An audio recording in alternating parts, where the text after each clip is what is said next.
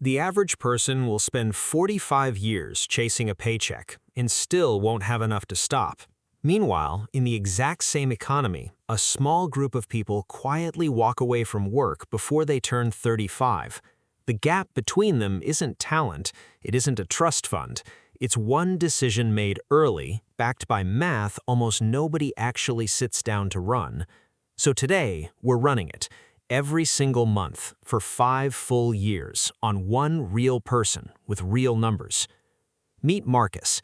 He's 28 years old. He earns $78,000 a year, has $3,200 in a savings account, and made a decision that most people in his office would laugh at.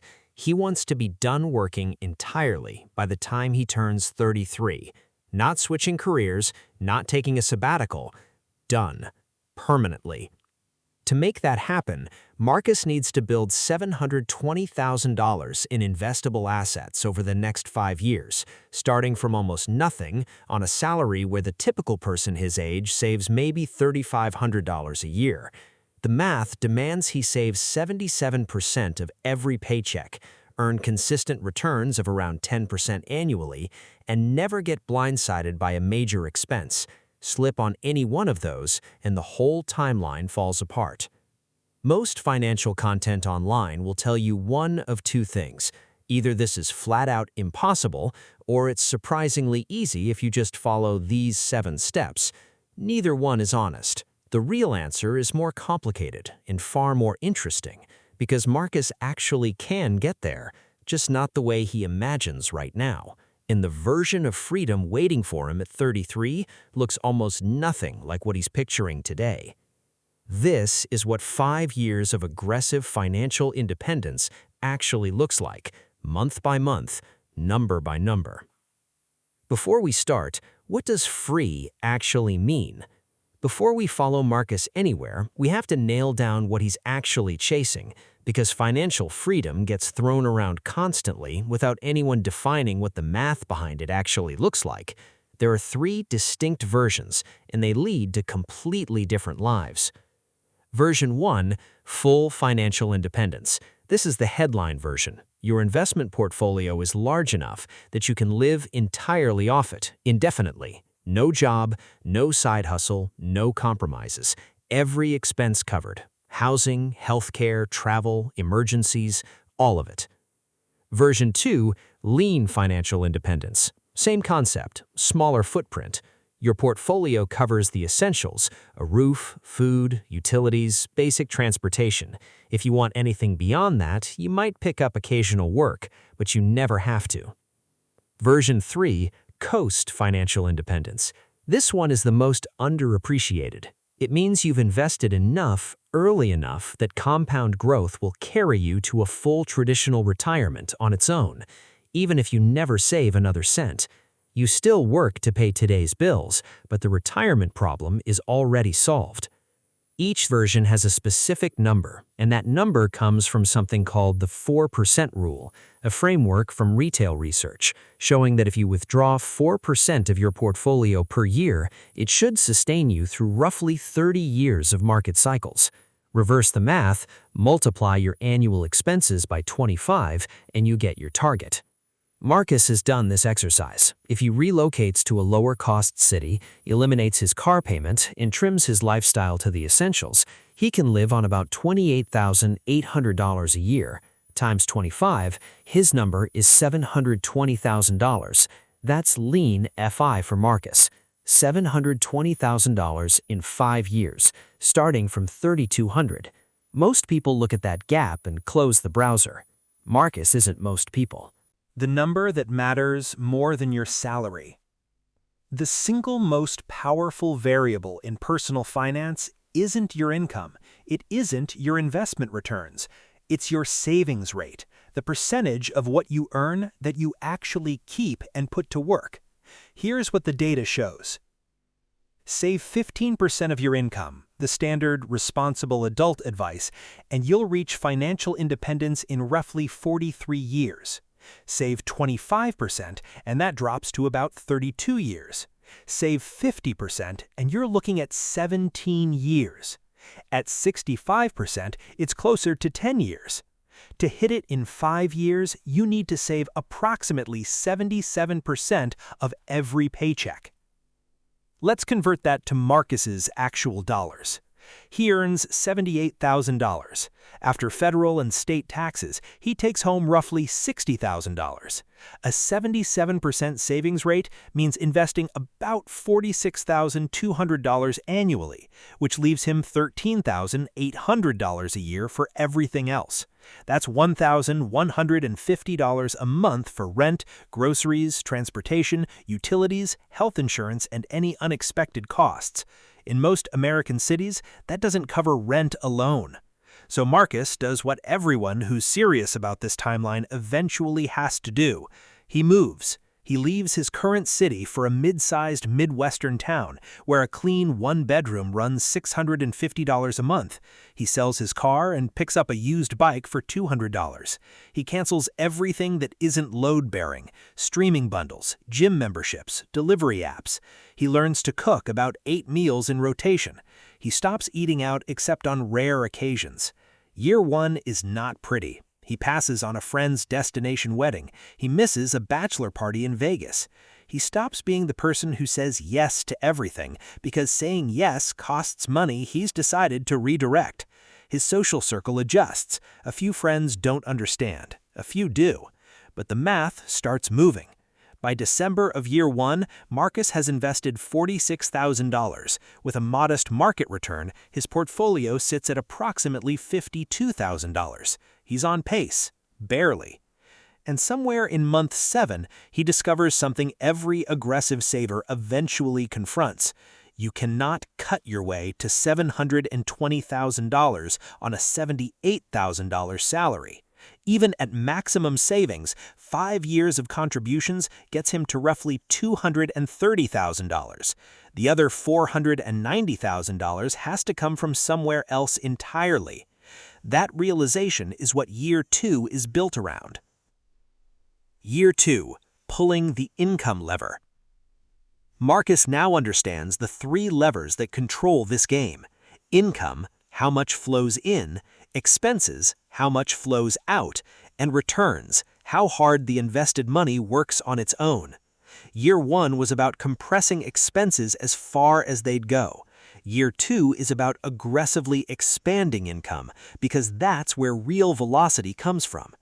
Marcus attacks it from 3 angles simultaneously. First, he negotiates. He's been with his employer nearly 2 years and has never once asked for a raise. He spends 3 weeks building a case: specific contributions, documented outcomes, market salary data pulled from 3 independent sources. He asks calmly, confidently, and with receipts. He walks away with a 10% increase, bringing his base to $85,800. Second, he stacks skills. Paying attention to his industry, Marcus notices that analysts at the next pay tier all share 2 things: a specific technical certification and experience with a data platform his company uses internally.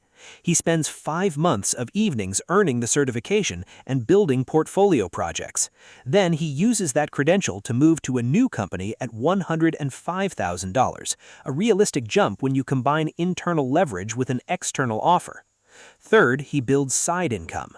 Using the same analytical skills he applies at his day job, Marcus begins freelancing, 8 to 10 hours a week at $65 an hour. Over a full year, that adds roughly $32,000 before taxes. By the end of year 2, Marcus's total income has climbed from $78,000 to approximately $137,000. His expenses have barely moved, still around $16,500, because he held the lean lifestyle from year 1. His savings rate is now above 80%. Year 2 ending portfolio, approximately $125,000. Now, an honest pause, because this script isn't going to sugarcoat what year 2 actually requires. Negotiating a raise assumes you have a job where your contributions can be measured and demonstrated. Stacking skills assumes you have the energy to invest in yourself after a full work week. Freelancing assumes you have a marketable skill, an employer who permits it, and the stamina to work nights without destroying your health. The reason 5-year FI is rare isn't that the numbers don't work. It's that the lifestyle required to pull all three levers this hard simultaneously for years is something most people don't actually want. That's not a failure, that's a preference. And by the end of this video, you'll see why choosing the slower path might actually be the smarter one. Marcus chose the hard path. 2 more years to go. Year 3, the year he could and maybe should stop. This is the most important year in the simulation, not because of what Marcus does, but because of what he could do instead. Entering year 3, Marcus has $125,000 invested, and he's 30 years old. Here's a number that quietly changes everything. If Marcus stopped contributing entirely today, never saved another dollar, but left that $125,000 untouched in a broad market index fund earning 8% real annual returns, it would grow to approximately $1.26 million by the time he's 60. That is full financial independence at traditional retirement age, without him ever adding a single cent. This is Coast FI, and it's the thing the loudest voices in financial independence media rarely want to talk about because it undermines the drama of extreme frugality. Let's put it in perspective with a comparison. Meet Jordan. Same age as Marcus, same starting salary, same city, same job background. But Jordan did what conventional financial advisors recommend, saved 15% consistently since age 23, invested in index funds, and otherwise lived a normal life. At the start of our year 3, Jordan has about $34,000 invested, less than a third of Marcus's balance. If you only look at account balances today, Marcus is crushing it. But zoom out to age 65. Jordan, saving 15% continuously, reaches roughly $1.5 million when retired. Marcus, if he stops completely at 30, reaches roughly $1.26 million at 60, and gets there 5 years earlier. Marcus isn't beating Jordan by a factor of 10, he's buying himself approximately 5 to 7 years of earlier freedom. That's meaningful, but it's not the infinite chasm the extreme frugality pitch implies. This is the fork, and it's the one you need to see clearly. If Marcus's year 1 and year 2 sound like a version of your life you don't actually want to live, you're not failing. You have an option that barely gets mentioned. Pursue Coast FI. Front-load your savings in your 20s, hit a target somewhere between $80,000 and $180,000 depending on your age, then ease off, live your life, let the math finish the work. Coast FI is not the consolation prize. For most people watching this, it's the right target. Marcus, however, keeps going. Year 4, where the math gets uncomfortable. So far, this simulation has used a 10% average annual return, which is historically reasonable for a broad U.S. stock market index fund over long time horizons, but averages hide something that can obliterate a 5-year plan. Any specific 5-year window can look radically different from the century average. Let's run 3 versions of Marcus's year 4, starting from his year 3 position of approximately $200,000 after another year of contributions. Bull case. Markets return 12% annually. Marcus's portfolio grows to about $224,000 from returns alone, plus another $85,000 in new contributions. He ends year 4 at roughly $310,000, ahead of schedule. Base case. Markets return 8%. Marcus ends year 4 at approximately $290,000, on track but tight. Bear case. Markets fall 18% during year 4. Marcus's $200,000 becomes $164,000 before he adds a cent. Even with $85,000 in new savings, he ends the year at roughly $249,000. His timeline has just been pushed back by nearly 2 years. This is sequence of returns risk, and it's the quiet killer of aggressive short-horizon plans. A major market drop early in your accumulation phase is dramatically more damaging than one later because there's less time for compounding to recover the loss. If that 18% drop happens in year 12 instead of year 4, Marcus barely feels it. At this stage, it's devastating. This is why the 10% return assumption, while historically grounded, is not a plan. It's an average across an extremely bumpy century. Any 5-year slice can swing from negative 25% to positive 80%, and Marcus's plan has no cushion for the downside. Let's proceed with the base case. 8% returns, year 4 ending portfolio $290,000. Year 5, the honest ending. Marcus enters year 5 with $290,000 invested and needs $720,000 by December. The gap is $430,000. Let's look at what's actually possible. At an 80+% savings rate on an income that's now grown to roughly $145,000, Marcus can contribute approximately $95,000 this year. That still leaves $335,000 to come from investment growth. At a 10% return on his $290,000 starting balance, the market contributes about $29,000. At 15%, about $43,500. Neither scenario closes the gap, not remotely. To reach $720,000 from a $290,000 base in 12 months, Marcus would need roughly an 85% return on his portfolio in a single year after contributions. That's not investing. That's speculation. That's lottery math dressed up in spreadsheet clothing. Here's the actual verdict. Marcus ends year 5 at approximately $415,000. He missed his target by 42%. By the strict definition of the goal he set at 28, he fell short. Except, look at what $415,000 actually means. If Marcus stops contributing entirely at age 33 and simply lets that balance compound at 8% for the next 14 years, he has approximately $1.22 million at age 47, full financial independence, covering $48,000 of annual expenses, indexed to inflation without ever needing a paycheck. If he keeps contributing at a normal rate, say 20% of income, he reaches full FI somewhere around age 39 or 40. That's 25 years before the traditional retirement age. While most of his peers are just beginning to think seriously about retirement, Marcus is already there. He didn't hit 5 years. He hit somewhere between 7 and 9 years, and that still lands him in a place the vast majority of people never reach. He also paid a real cost. 5 years of radical frugality reshapes your relationships, shrinks your experiences, and makes your late 20s look like a different life from everyone around you. Some of that time is genuinely gone. Whether the trade was worth it is a question only Marcus can answer, and the honest answer might be different for him than it would be for you. What the numbers actually teach us. Here's what 5 years with Marcus actually proves, whether you're 22 or 52. Savings rate beats income. A high earner saving 10% will retire later than a modest earner saving 50%. Every time. The percentage matters more than the absolute dollar amount.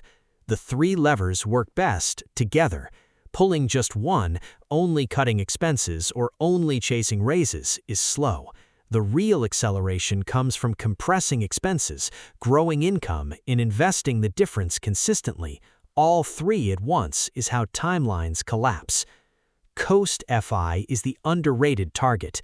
If Marcus's path sounds like years you don't want to give up, that's not weakness, that's self-awareness. Coast FI offers most of the long-term freedom with a fraction of the short-term sacrifice. It's a real finish line. The 5-year promise is a headline, not a guarantee. It's the number that gets people to take the concept seriously. The real value isn't hitting it exactly on schedule. It's the direction it pulls you and how many years of your life you reclaim in the process. Marcus reclaimed roughly 22 years. You might reclaim 12. Someone else might reclaim 6. Every single one of those is a win that compounds in ways money never fully captures.